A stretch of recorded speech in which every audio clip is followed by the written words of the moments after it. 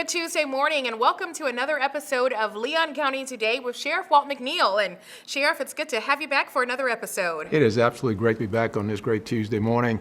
Looking forward to our guest this morning. We got a good lineup, I believe, Shonda. We have a wonderful lineup today, and we have a theme for today's show, all focused around a very important topic in our conversation, especially right now. We're talking about domestic violence. This month is Domestic Violence Awareness Month, and I want to share a stat, Sheriff, that I know people know that domestic violence is definitely an issue in our community, but more than 1 in every 3 women and 1 in every 4 men will experience violence in an intimate relationship. That's a very significant number. That is huge, and it kind of speaks to some of the concerns I've got about how we can do better in terms of getting our crime down. Take those numbers and kind of expand those out and just think of the impacts it's having in our community, the trauma that's on these kids in these situations, and that all equates to crime growing in our community. And so we've got to do something about this domestic violence in addition to all the other things we're working on. Right, you're right. There really is a ripple effect when it comes to domestic violence, and of course those individuals who are directly impacted, but children, that's definitely an adverse effect. Children especially, and that's why we've focused on trauma in families. And we know that some of those kids who are traumatized in those domestic violence situations take that same violence to school with them the next morning. And so with our school resource deputies, we're trying to do some interventions and refer those kids to psychologists, psychiatrists, a social worker, so that we can get some efforts where we can drive that crime down. By dealing with those families, quite honestly, that's the most effective way of fighting crime in our communities, to focus on our kids. Absolutely, and I know a big part of doing that is our SPIRIT program, which we really are taking up a notch. Absolutely. SPIRIT basically is about our deputies and TPD recognizing kids or problems in our community and identifying those problems, and then sharing that with our social workers so that they can then step in and have intervention efforts. And we're really excited about that, not only from the police officer, deputy perspective, but also from our detention facility, where our corrections staff are working with people as well, coming out of our detention facility, going through our SPIRIT portal, as I call it. Absolutely. So some real resources out there to help individuals in our community who are battling with this, because we know when it comes to domestic violence that sometimes it takes victims several goes or several tries before they can completely get out of those situations. Yeah, I know we've got some guests that can talk about this a whole lot better than I can, but obviously there are some dynamics in families that take place. You don't want to talk and tell on your husband or your significant other when they're the breadwinner in the family. So there's a lot of things going on that makes domestic violence so difficult to deal with. And that's what we're talking to these experts today, is see if we can get some information out to our communities about how we can all fight domestic violence. Absolutely. So as we mentioned, that is our topic for today, and we're going to really dig deep into this. We've got a few experts here to tell us more about what you can do and what some of the signs are. So thank you so much, Sheriff, and be sure to stick around, because coming up next, we will talk to the experts about domestic violence and the warning signs and things you should know as we get more deeper into this issue. Stay tuned.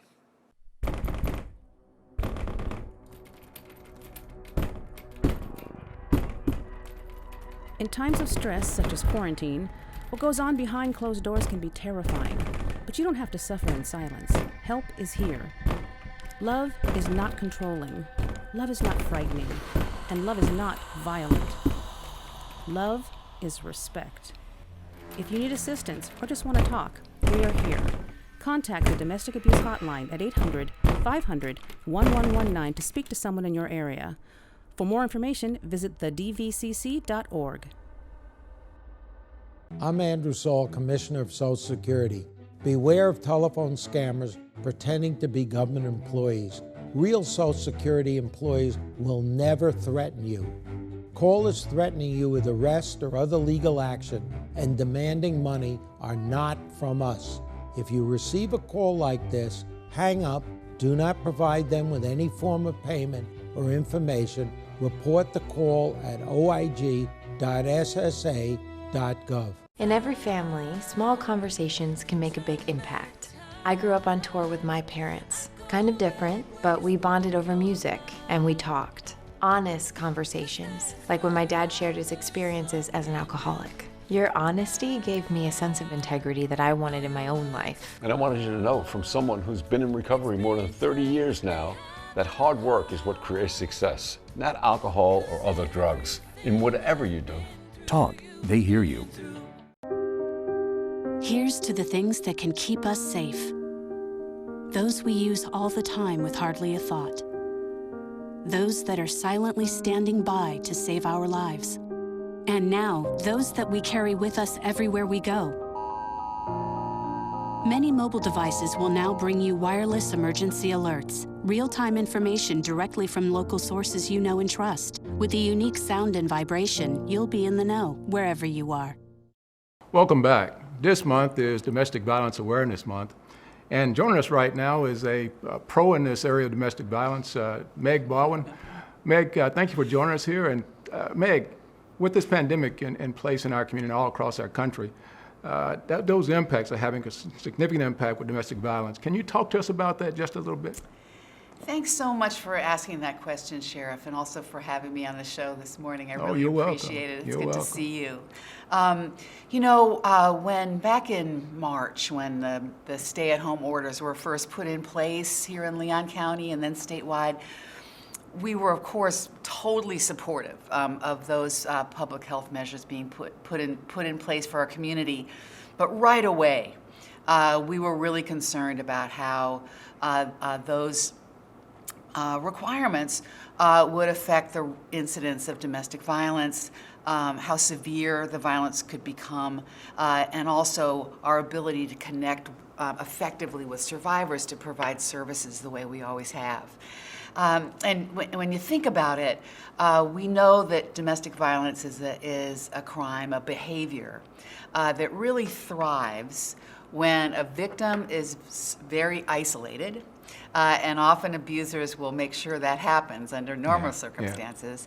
But under COVID conditions, the isolation of victims has been even more severe.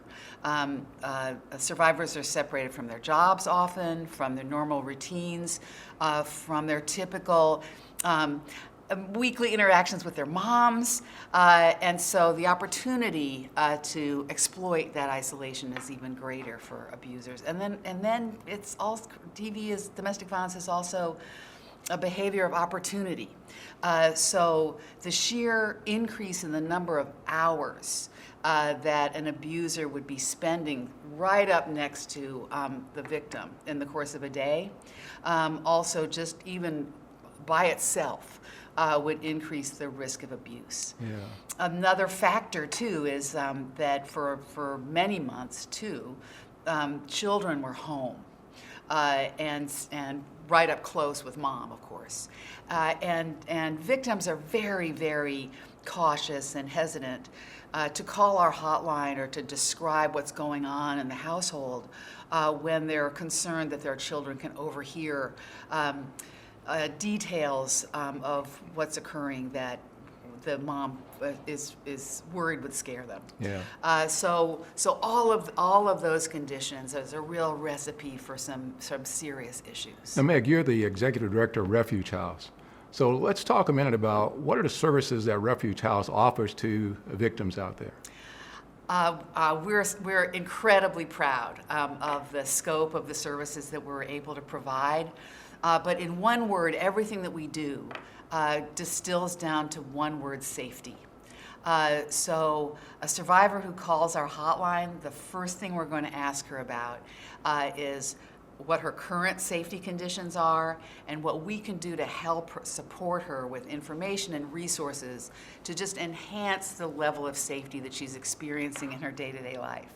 And that may mean staying on the phone with us for the next hour as she drives to our shelter to make sure that she gets there in good shape.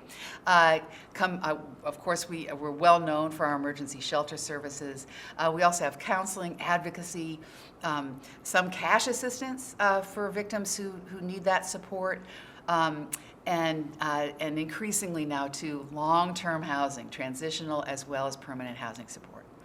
Meg, there's perhaps a person out there watching our show this morning, and they're wondering if they're in that situation, what should they look out for, and what should they be doing if they are in that circumstance? You know, we mentioned isolation a few minutes ago, and that's always the sort of number one red flag alert signal. If your partner is insisting that he be able to contact you night and day, of course these days that's pretty easy to do, is keeping you from your normal relationships with other people. And then often the behavior will escalate to kind of name calling, making you feel less confident in yourself, more dependent on that abuser. Those are all behaviors to really pay attention to.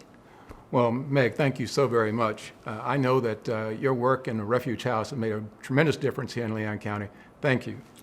Up next, an LCSO victim advocate talks about her work with domestic violence victims and how you can help someone who might be suffering. Stay tuned.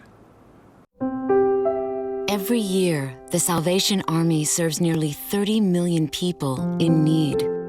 That's one person every second. So by the time you've finished watching this, 30 more lives will have been changed for good. All thanks to your donations. Thank you. Give today. I've been driving a truck for 40 years now. If people knew what I know, lives could be saved.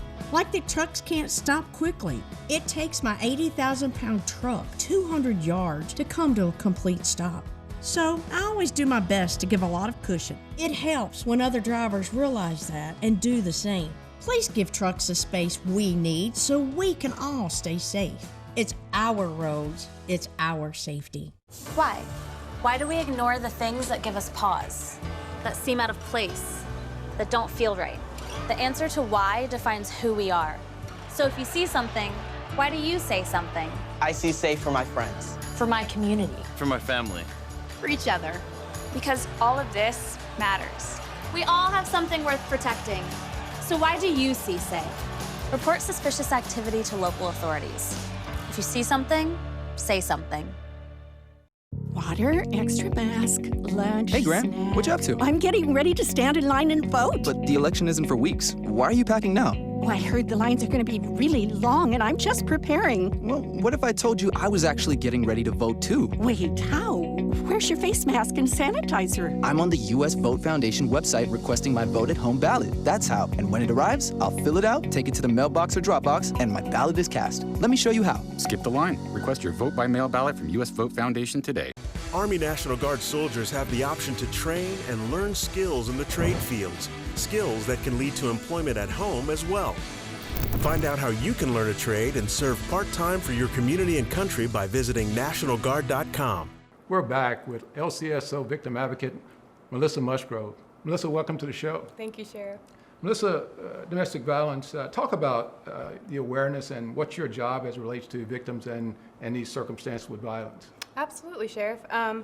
Oftentimes when we become involved, things may have escalated and reached a tipping point to where either the victim themselves or someone who loves and cares about that victim felt compelled to contact law enforcement, and something significant has happened. So after a trauma or an abusive episode occurs, a victim advocate unit is available 24 hours a day, 7 days a week, to provide an in-person, face-to-face response. We actually go and meet that victim where they're at and sit down with them and provide crisis intervention counseling. And basically what that means is we're going to work through those emotions with them, those overwhelming emotions that may be feeling, and we want to get them stabilized to where we can start talking about what are the next steps that we can take to help secure their immediate safety and well-being. So you help the victims, to help you provide to the victims, what do you do for the victims and their families? We offer emotional support. We let them know that they're not alone. We often connect them with long-term sustainable resources once we get them through that initial crisis moment, providing referrals for housing or job assistance, things like that that they're going to need, counseling or therapy, like I said, a more long-term sustainable referral connection source as well. Melissa, I'm curious, if a person's out there and they know of a loved one who's suffering through some domestic violence situations, what would you tell them they should do? Well, first of all, listen. Listen to them and hear them. Let them know that what they've done, if they've confided in you that they're in an abusive situation, that that's a very brave and courageous thing to do. Also reassure them that it's not their fault. From there, based on your comfort level with that person who has confided, explore their situation and ways that you could possibly help them. If you feel like you could be a support system for them, offer that. If that's not something that you feel you're capable of, which is not uncommon and totally fine, encourage them to reach out and explore resources outside. Like talk to a victim advocate. Please call the Refuge House. You could say something like, I can't imagine what you're going through, but it sounds very scary, and I think you should call the Refuge House. If you'd like, I'll sit here with you while you do it. That can go a long way. To describe your relationship or the Sheriff's Office relationship with Refuge House. We have a great working relationship, and it's been long-standing. We work very closely with them daily, hourly almost, if you will, all hours of the night. We have victims who are in a crisis situation where they may not have anywhere to go, and we contact Refuge House, and they have safe shelter for them. They have counselors who are there and ready to listen to them. And we can also connect them with case management services, like I said, for that more long-term sustainability to get them on their feet in a healthy, positive way. Talk about the kids in these situations, and they go to our schools, and how do you guys then interact with the kids and the families? We have a relationship with Leon County School System and our resource deputies as well, and we are all connected. It's a network where we really try to communicate with each other and let someone know if I receive a report of domestic violence and I see a child is listed on there, I'm going to take the initiative to reach out to that school resource officer and say, hey, your student witnessed something pretty traumatic last night. Maybe check in on them or see if there's something you could do to help or check in with their parents. Keep an eye on them, that kind of thing. Melissa, thank you so much. Yeah. You do a great job. I really you, appreciate Sheriff. the victim advocates and the way you work so well at Refuge House and with our investigators out there. Thank you. Thank you, Sheriff. Thank you for having me. Coming up next, what are the warning signs that a relationship might be headed towards abuse?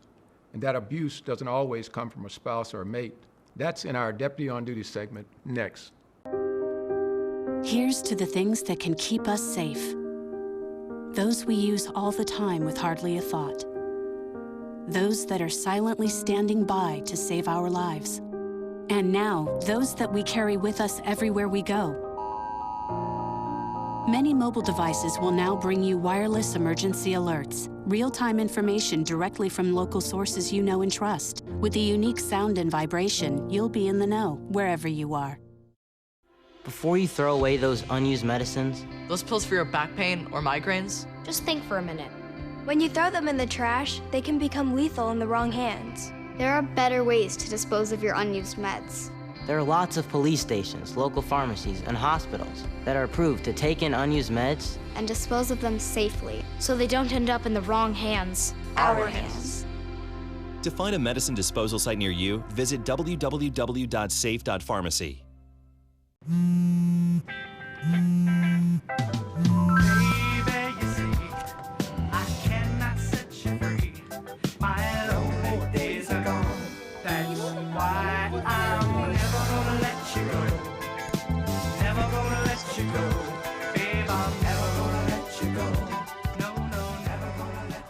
Here you go. Thank you. Thank you.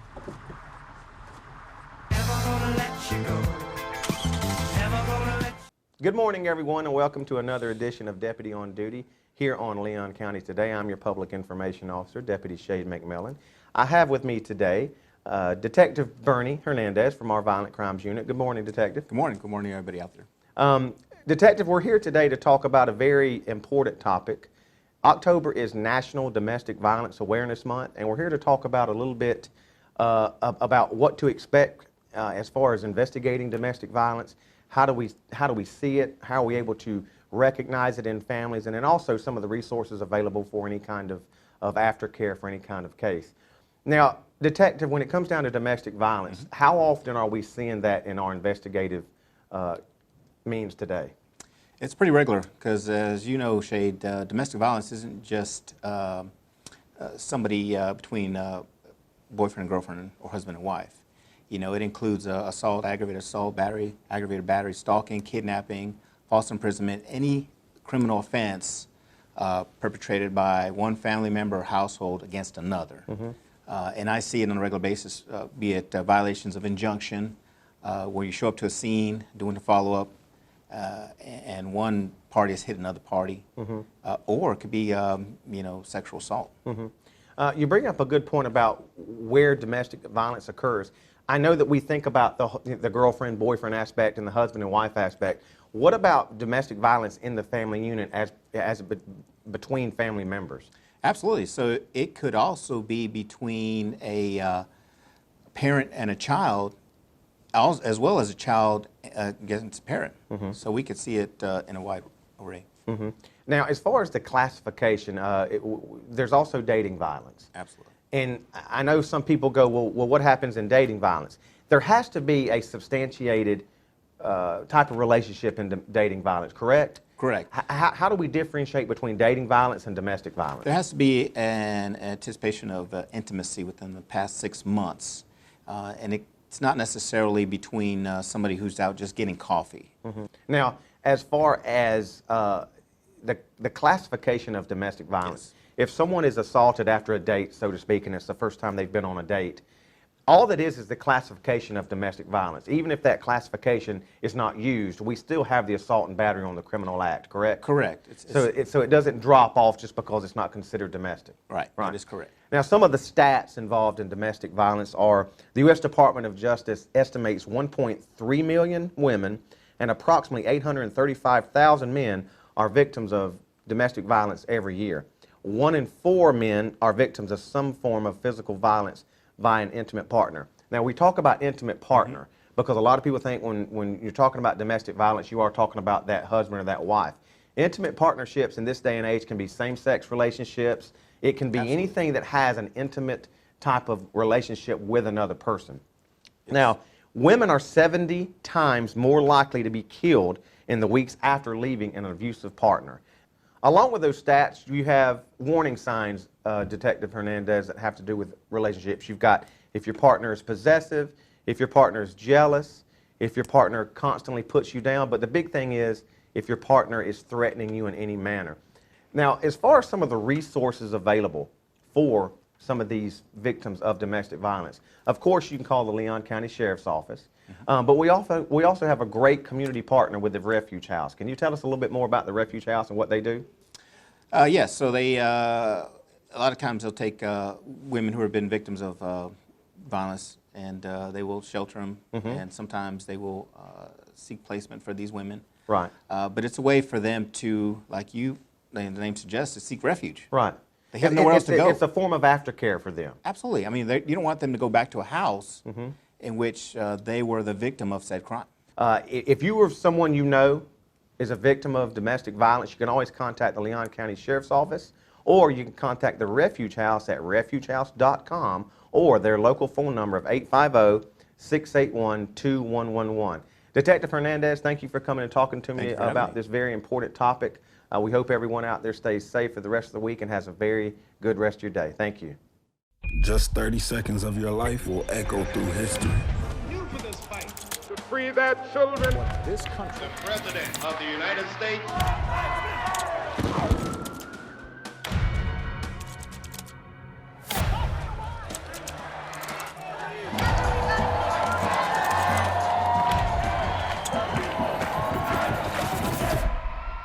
Visit vote.org to participate in this landmark election. Vote what you started. In the wake of a natural disaster, it's easy to ask, what difference can one hammer make? At Toolbank, we ask, what difference can we make with a hammer? We lend hundreds of tools to help communities respond and recover after natural disasters. But these tools do more than just clean up. They help restore hope, build communities, and foster opportunities to pay it forward. At Toolbank, we believe in making a difference, one community at a time. Some things in your medicine cabinet are more dangerous than others. When it comes to prescription drugs, opioid pain medicines can be addictive and even deadly. Half the people who misuse prescription pain medicines get them from a friend or family member. Be part of the solution. Go through your medicine cabinets, drawers, anywhere you keep unused opioid pills, patches, or syrups. Find out how to dispose of them safely. Visit fda.gov/drug disposal.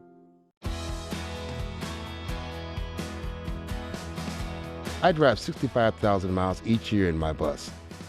If people knew what I know, lives could be saved. You don't want to be in the blind spot of a 40,000-pound bus when I have less than a second to react. I do what I can by changing lanes and taking turns slowly. It really helps when people look out for me too. Give me room to operate safely. It's our roads, it's our safety.